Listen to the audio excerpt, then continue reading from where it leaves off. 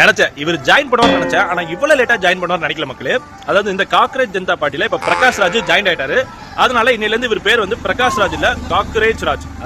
இந்த காக்ரோச் ஜனதா பார்ட்டிக்கு என்ன பிரச்சனை அப்படின்னா, அதாவது இந்தியாவோட எஜுகேஷன் மினிஸ்டர் இருக்கார்ல, அவர் வந்து இந்த நீட் தேர்வு பேப்பர் வந்து பாத்தீங்கன்னா முறைகேடு பண்ணிட்டாங்க, லீக் பண்ணிட்டாங்க. அதனால நிறைய ஸ்டூடெண்ட்ஸ் வந்து பாத்தீங்கன்னா அதுல வந்து அந்த தேர்வுல வந்து ஃபெயில் ஆகி அவங்களோட லைஃப் ஸ்பாயில் ஆயிட்டு, அதனால இவர் வந்து இந்த பதவியில இருந்து ரிசைன் பண்ணணும் அப்படின்னு சொல்லி காக்ரோச் ஜனதா பார்ட்டி வந்து போராடுறாங்க. அது ஒரு நல்ல விஷயம் தான். ஒரு நீதி கிடைக்கணும் அதுக்காக போராடுறது குட்.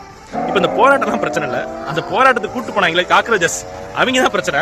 என்ன அப்படின்னா, ஒரு மீடியாக்காரன் போயிட்டு ஒரு பொண்ணுகிட்ட கேட்பான், இங்க வாங்கம்மா இந்த போராட்டத்தோட நோக்கம் என்ன, இந்த காக்ரோச் ஜனதா பார்ட்டியோட நோக்கம் என்ன கொள்கை, எதனால போராட்டம் கேட்டா, சரி எங்களுக்கு போராட்ட நோக்கம் கேட்கலாம் வேணாங்க, என்ன கொள்கை எல்லாம் தெரியாது, கூப்பிட்டுருக்காங்க வந்து போராட்டம் அவ்வளவுதான் அப்படிங்கிறாங்க.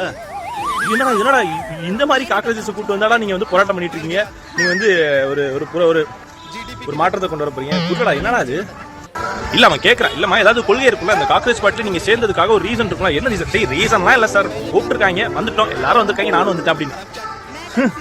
இப்ப இதுல பிரகாஷ் ராஜ் வேற ஜாயின் பண்ணிட்டாரா, அப்படிங்கிறது அமீர் வருவாரு, அப்புறம் பின்னாடி வெற்றிமாறன் இவங்க எல்லாம் வந்து ஜாயின் பண்ணிட்டு நாங்க 4 பேர் எங்களுக்கு பயம் கிடையாது அந்த மாதிரி ஒரு புரட்சி கிளப்பிடுவாங்கன்னு நினைக்கிறேன். ஏன்னா ஆல்ரெடி இவங்க வந்து நாட்டுக்கு நல்லது செஞ்சதெல்லாம் ப்ரொபகண்டான்னு சொல்லிட்டு இருக்காங்க.